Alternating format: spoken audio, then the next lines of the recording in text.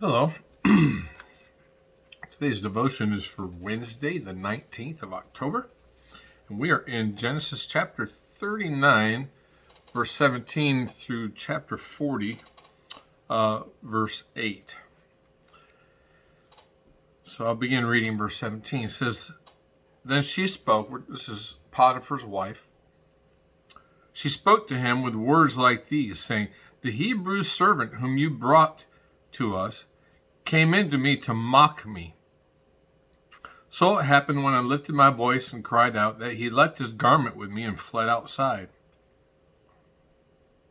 So it was, when his master heard the words which his wife spoke to him, saying, Your servant did to me after this manner, that his anger was aroused. Then Joseph's master took him and put him into the prison, a place where the king's prisoners were confined. And he was there in the prison. But the Lord was with Joseph and showed him mercy. And he gave him favor in the sight of the keeper of the prison. And the keeper of the prison committed to Joseph's hand all the prisoners who were in the prison. Whatever they did there, it was his doing. The keeper of the prison did not look into anything that was under Joseph's authority, because the Lord was with him, and whatever he did, the Lord made it prosper. Chapter 40, verse 1. It came to pass after these things that the butler and the baker of the king of Egypt offended their lord, the king of Egypt. And Pharaoh was angry with his two officers, the chief butler and the chief baker. So he put them in custody in the house of the captain of the guard in the prison, the place where Joseph was confined. And the captain of the guard charged Joseph with them, and he served them, so they were in custody for a while. Then the butler and the baker of the king of Egypt, who were confined in the prison, had a dream, both of them.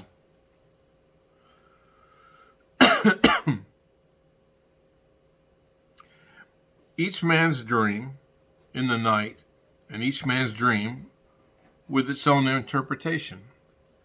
And Joseph came in to them in the morning and looked at them and saw that they were sad. So he asked Pharaoh's officers who were with him in the custody of his lord's house, saying, Why do you look so sad today? And they said to him, We each have had a dream, and there is no interpreter of it. So Joseph said to them, Do not interpretations belong to God?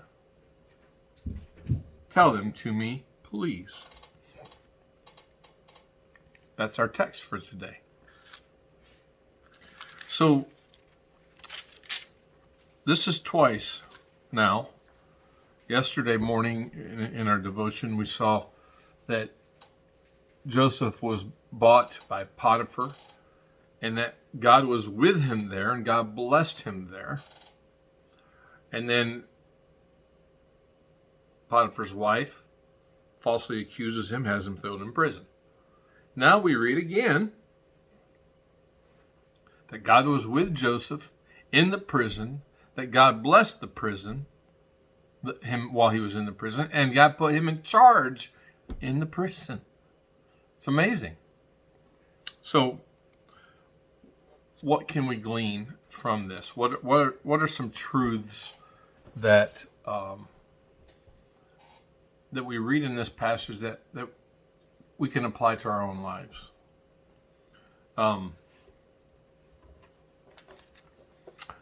First, is there any sin for us to forsake? I don't see anything there. Is there any promise in the passage that we can apply to our life? I don't see anything there. But what about principles? Is there a principle that's implied in this passage that applies to our lives also? And I do see something there. God has promised never to leave us nor forsake us. He didn't say in this world we would not have trouble, but he said he'd never leave us nor forsake us. He didn't say that we wouldn't have trouble, but he said, Be of good cheer, I have overcome the world. We know that God has never promised that we wouldn't have difficulty. And sometimes we may feel like God has deserted us. But here's Joseph.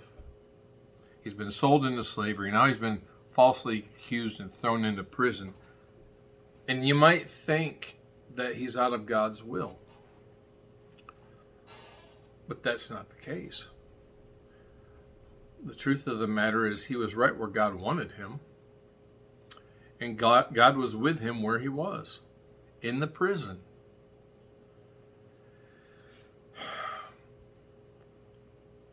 I don't know why God allows us to go through difficulty. Other than this, I know that God allows the difficulty to strengthen us, to mature us spiritually. It's like going into the weight room. The more weight we push, the more resistance that is placed upon us, the stronger we become. And that's the purpose of trials. That's the purpose of difficulty. Is not to break us, but to build us up. And so I see that principle very vividly in this passage. What about examples to learn from? Well, I think about Joseph here in the prison. You know, he could have been pouting. I didn't do anything wrong, God. I didn't touch that woman, and here I am in jail. God, why do you desert me? Why have you allowed this to happen? We don't read anything like that. What we read is that while he's there in the prison, God blesses him. God uses him. The Lord has mercy on him and shows favor to him and gives him favor in the sight of the keeper of the prison.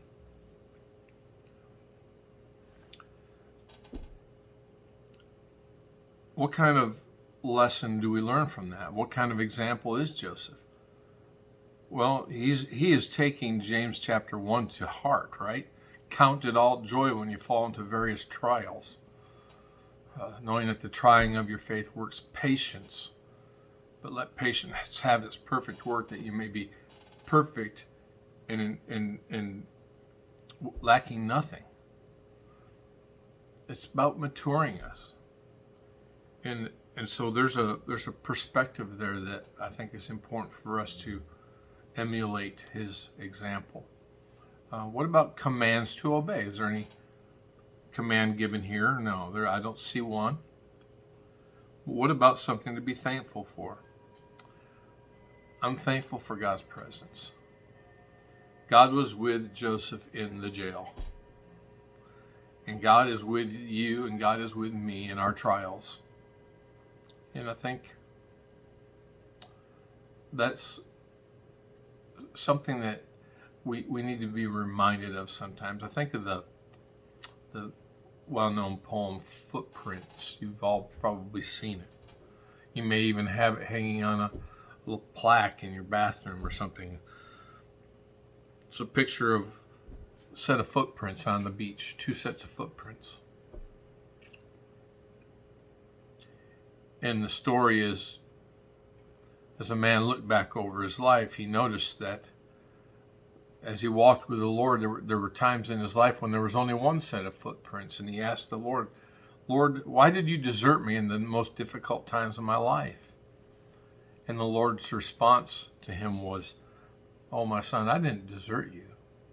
You see, it was during those times of your life that were so difficult that I was carrying you.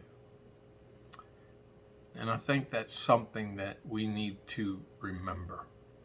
That when we are going through the difficult times in our life, it doesn't mean God has deserted us. We just have to understand that sometimes He's carrying us. And that the trials of this life are but temporary. Um, they may seem like they go on forever. But, you know, it's like topography. As you look at a map, you know, there's peaks and valleys. There's times of rejoicing. There's times of sorrow. There's ups and downs in life. That's life. And we just need to understand that God is with us. And here's Joseph. He finds himself in the prison, but God is with him. God has mercy on him. God blesses him in the prison. And now we're going to see how God's going to use this special ability that he has to interpret dreams. God's going to use this for his glory. Kind of a short devotion today. But that's all I have from this passage. I would ask you to pray about something. We got notification this morning that Lisa's Uncle George fell today. Not sure of the circumstances. I know he's an avid hunter, and I don't know if he was in a tree stand or what, but he fell this morning and laid there for a number of hours till they found him, and it appears that he has a broken neck. They have done surgery. They've inserted a couple rods, but we're still waiting to hear whether or not there's paralysis or the severity of the break. So please pray for George Rose, my wife's uncle, and I'd appreciate that. But anyway, that's all I have. Have a blessed day. We will see you again tomorrow.